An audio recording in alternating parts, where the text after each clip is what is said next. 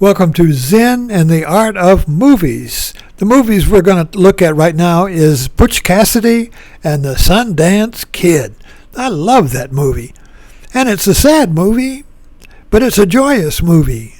So let's look at it. What's going on here? First of all, what is the Sundance? What is the Sundance, you see? The Sundance is the dance of the phoenix bird or the firebird who rises out of his own ashes. This is the firebird of Zoroastrianism of Persia. The firebird that rises out of its own death, that rises out of its own ashes, you see.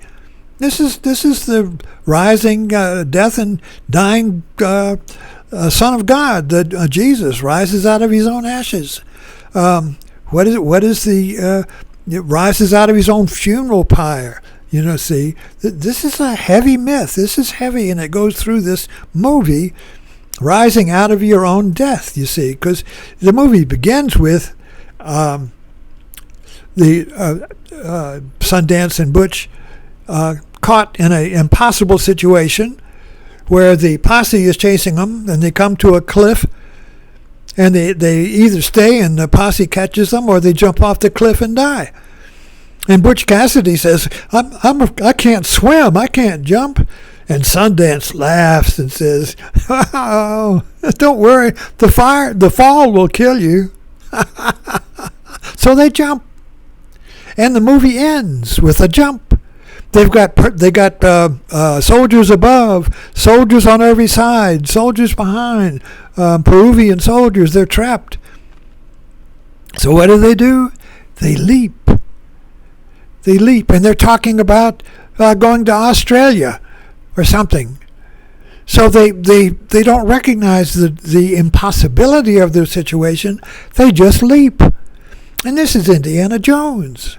When he faces the abyss, he's got to get in the Last Crusade, he's got to get to the Holy Grail to heal his father, but he can't. The bridge is gone. So what does he do? He just leaps. He just steps out on faith alone. So this movie, Sundance, is about faith. It's not about... See, this is where we get screwed up with movies. We think they're fiction, but we think the fiction is real. So we think the movie is about some fictional characters, even though they were about real characters. See, it's like historical fiction. But the movie's over there. It's not about me. It's not about me leaping into the abyss. It's not about me leaping over the cliff. It's not about me jumping out into the front of the pool. See, it's about them. They're doing it. So I get to vicariously feel the liberation of the phoenix bird vicariously.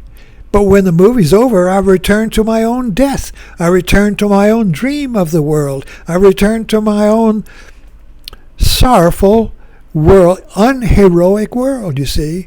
All the heroes are in the movies. All the heroes are gone. Oh, we may have heroes in MAGA, like Charlie Kirk is a hero, or Trump is a hero over there, but that's still a movie. The hero's over there. Who am I, you see? How can I feel the hero?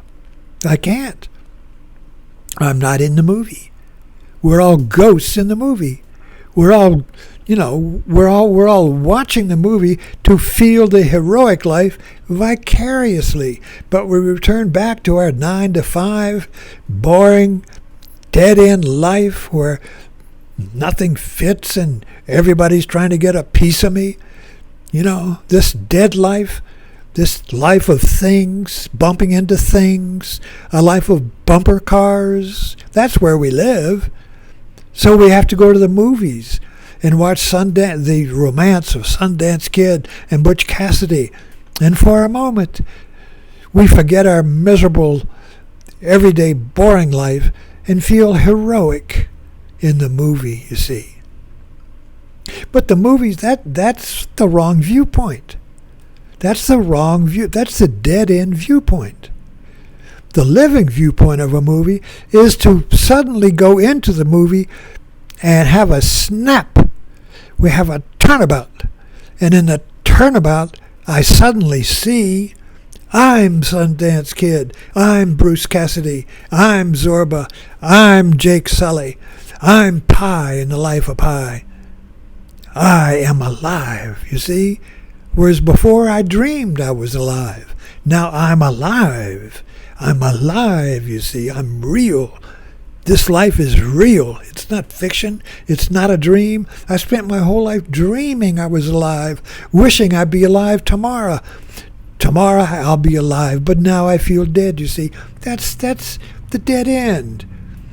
If you go to a movie and inhabit the movie and flip inside the movie, and when you leave the movie, the person that went into the movie is not there when you come out.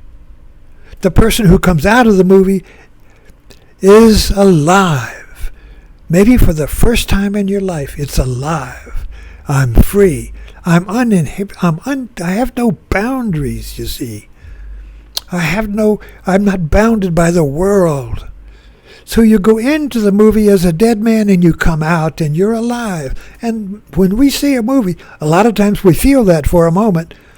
If the movie's great, we go in and we come out and we feel alive. We feel feeling life. We feel everything. All the colors are sharp. Everything is feeling and full and saturated with compassion and life. And then gradually the world comes back and we begin to slip back into the boring, dead world of dreaming I'm alive. And I'm trapped in my own movie.